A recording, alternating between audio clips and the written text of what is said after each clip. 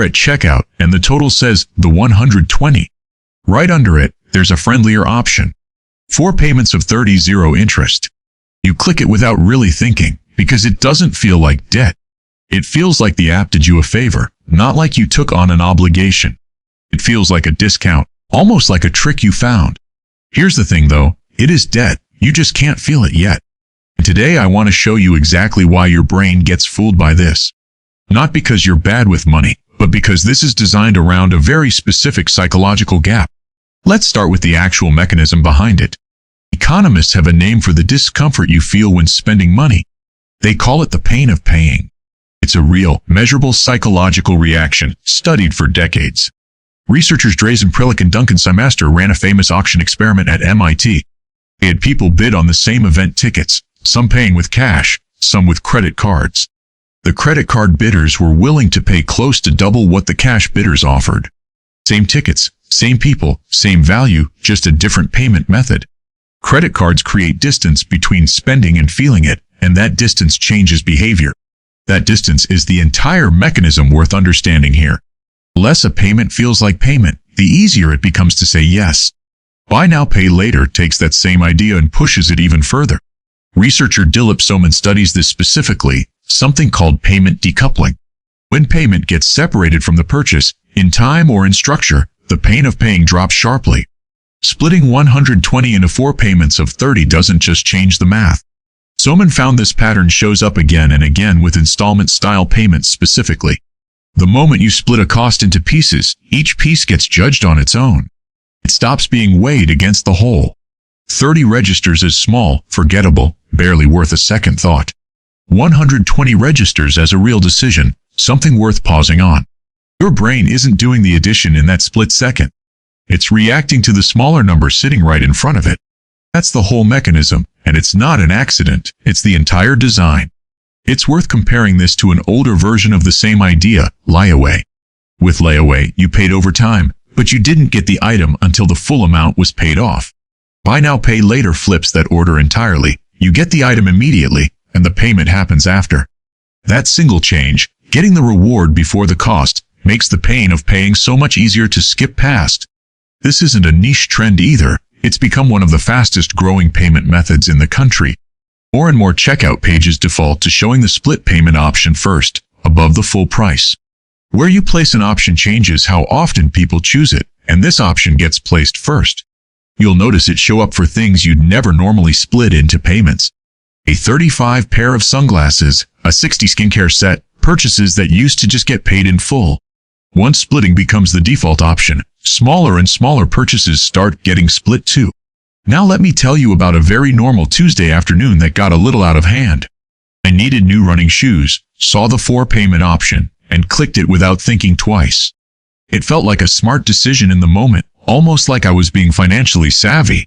Later that same week, I did it again for a jacket. Then again for a gift I was buying for a friend. By Friday, I had 3 separate plans running across 3 different apps. None of them felt like much on their own. $30 here, $25 there, nothing that ever felt worth a second thought. But when I actually added them up, the total genuinely surprised me. Together they came to more than I'd ever put on a credit card at once. I hadn't lied to myself exactly, I just never did the math, because nothing forced me to. And that's really the core of the problem, not laziness, not carelessness. Nothing in the process ever asks you to look at the full picture, so most people simply never do. That's when I started asking myself one specific question before clicking that button. Not can I afford this payment, because 30 always feels affordable. Instead I ask, what's my current total across every plan I already have open? That single question does most of the work, because it forces the decoupled numbers back together. Here's the small framework I use now, 4 steps, nothing complicated. First, say the full price out loud, not the split version, the real number. Saying it out loud reconnects the pain of paying your brain quietly skip past. Second, check your existing open plans before adding a new one on top. Third, give yourself 24 hours before confirming anything over $50. Fourth, keep it to 1 open plan at a time, not stacked across 5 different apps. Some people find it useful to keep one single note where every open plan gets logged. That way, checking your real total takes 10 seconds instead of opening 5 separate apps. One mistake I made early on was assuming a plan didn't count once it was mostly paid off. A plan that's 80% paid still has a real obligation until that very last payment clears. None of this requires willpower in the moment, because the moment is exactly when willpower is weakest. It just requires seeing the real number before your brain gets to hide behind the smaller one. Since doing this, I haven't stopped using it completely, but I stopped stacking it without noticing. Now let's talk about the myth wrapped around all of this. 0% interest, doesn't that basically make it free money? On the surface, that logic holds up. If you pay on time, you genuinely aren't charged interest. That part is true. Compared to a credit card compounding at 20% a year, that's a real, meaningful difference in cost. It feels fundamentally different from a credit card racking up interest every single month. And in a narrow, technical sense, that feeling isn't entirely wrong. But here's the twist that gets left out of that story. Research from Gallup has found something telling about who actually uses these plans. People are frequently already financially stretched before they even open the app. It's not that these plans create financial trouble out of nowhere. It's that they tend to get reached for exactly when someone's already running thin. And because each plan lives inside its own separate app, nothing forces you to see the full picture. You can have 5 plans running across 5 apps, and not one of them shows you the other 4. A credit card statement at least puts everything in one place. This is more like 5 smaller debts, each one whispering that it's not really debt at all.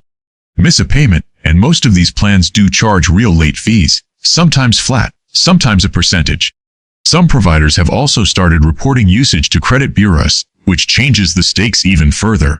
That detail alone quietly turns this from a casual convenience into something closer to a real credit product. None of this is necessarily bad by design. Plenty of people use these plans responsibly without issue. The risk isn't the product itself, it's how invisible the total obligation becomes across scattered apps. So the 0% part is often true, but it was never the whole picture. Let me paint a realistic version of how this quietly adds up for someone. Say someone has a 40 plan for shoes and a 60 plan for a jacket. Add a 90 plan for a gift on top of that. None of those feels like a big decision on its own.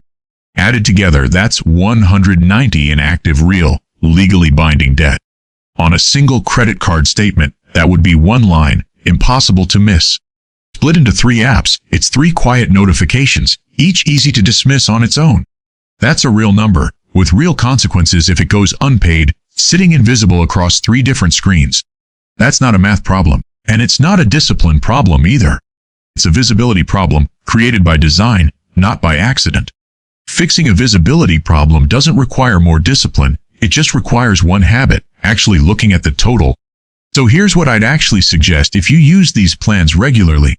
Once a week, open every single app you have a plan in and add up the real total. Treat that number the same way you'd treat a credit card balance you're tracking.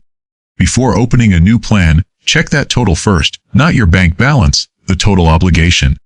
And if you can't picture the full number without opening 5 different apps, that's worth noticing. That gap between what you assume and what's actually true is exactly where the risk lies.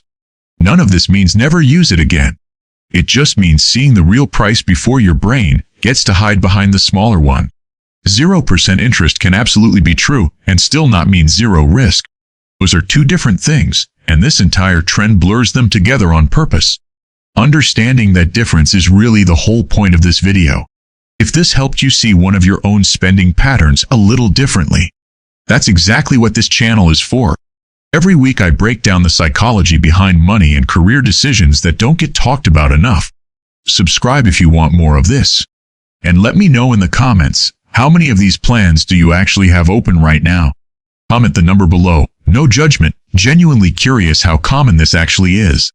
Go check, I'll wait. See you in the next one.